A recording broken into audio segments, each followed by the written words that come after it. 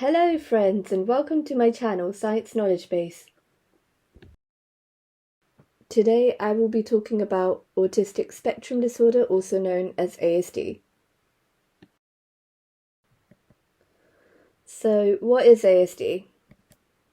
It's a developmental disorder and research suggests that it could be caused by disruptions in brain growth in early development.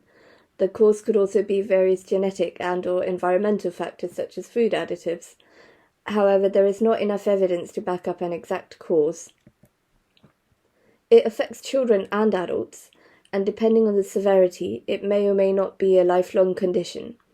According to lang.org.uk, the disorder affects 1 in 100 people in the UK. Some people have it a lot worse than others, while others could have it and completely live their whole lives without realizing that they have it. The diagram shows how different conditions may overlap and present themselves, perhaps as symptoms of ASD.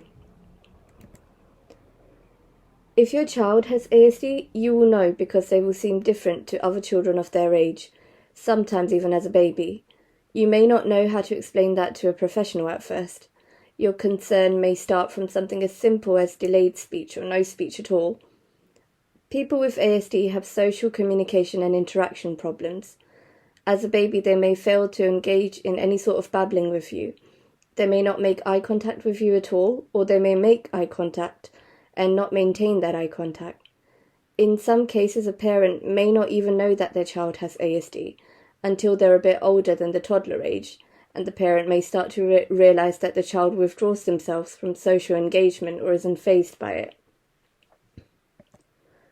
You'll find that the person's behavior is repetitive and/or restricted. They may obsess over certain objects. For example, a child may be possessive of a book and will not let other children touch it, even when they're not reading it. Or they may have a constant habit of flapping their hands to express excitement or a happy feeling. It's extremely important that people with ASD get the right level of support according to their needs, whether that's as a parent, as a teacher, or as a healthcare professional. As the thought in itself that every person is different is correct, learning for children with ASD and getting them to pay attention must be approached according to what they're comfortable with, because that's what they require. You have to find out what they like. For example, if they like painting, you can use that to teach them. If they like music, you can use that to teach them. Maybe they won't sit down to read something to learn about it with you, but would be happier to discuss it with you through talking. And if they don't talk, you have to find a way in which they feel comfortable in communicating so that they don't feel unlistened to or unheard. But obviously don't give up on the actual talking, still try different ways in getting them to talk.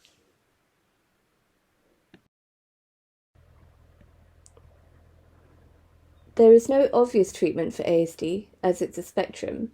The treatment depends on the severity of the disorder. However, the following can help.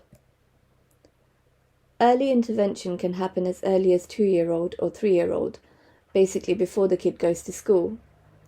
The main way of picking up that something wrong is in health visitor checkups, where a toddler may not meet the milestones that toddlers of their age meet, or it may be picked up out of a parent's concern by a GP. During this sort of age, the child's brain is still developing, so it can still be moulded. Any sort of treatment given is much more effective than if the same treatment was given at a later age. Sometimes a child can make so much progress through early intervention that they end up no longer being on the autism spectrum. Support for ASD can be through one-to-one support in a mainstream school or in a special needs school where the teacher-to-student ratio is smaller and the teacher is able to focus on every child's specific needs better. Speech and language therapy helps with a variety of things, which includes from literally helping speech, such as with pronouncing words and using words and making sentences, to sign language and using pictures to communicate. Occupational therapy can help teach ways of doing everyday tasks, such as eating.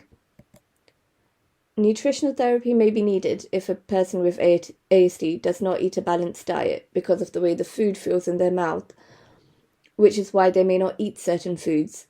Special meal plans can help with that. Parents play a vital role in the better development of children with ASD, especially for those children that are too young to be specifically diagnosed. Parent-led therapies include social, communication, and behaviour therapies. There are also sessions available for parents, such as early learning together, ELT sessions, and Portage, which is a home visiting service for children with special needs before school age. You can get more information about both of these services and services like these from your child's health visitor. Behaviour therapy helps reinforce wanted behaviours and reduce unwanted behaviours, using ways tailored to each specific person. It also helps a person connect between thoughts, feelings, emotions, and their behaviour. There is no medical treatment for ASD or all of its symptoms, but there are medications available to help with certain symptoms. And as all medications have side effects, this is generally approached when really needed. Examples can include selective serotonin reuptake inhibitors, tricyclics, psychoactive medications, stimulants, anti-anxiety medications, and anticonvulsants. Again, it's important to remember that ASD is a spectrum and all of the bulleted things may not actually be necessary to help a person with ASD, as the treatment needs to be according to their needs. Thank you for listening. I made this video to raise awareness about ASD, so I hope it was informative. I hope it helps anyone that was looking for more information or some sort of direction. If you want to know where I backed some of the information for this video from, here is a list. If you liked the video, don't forget to hit the like button and click subscribe for more interesting content.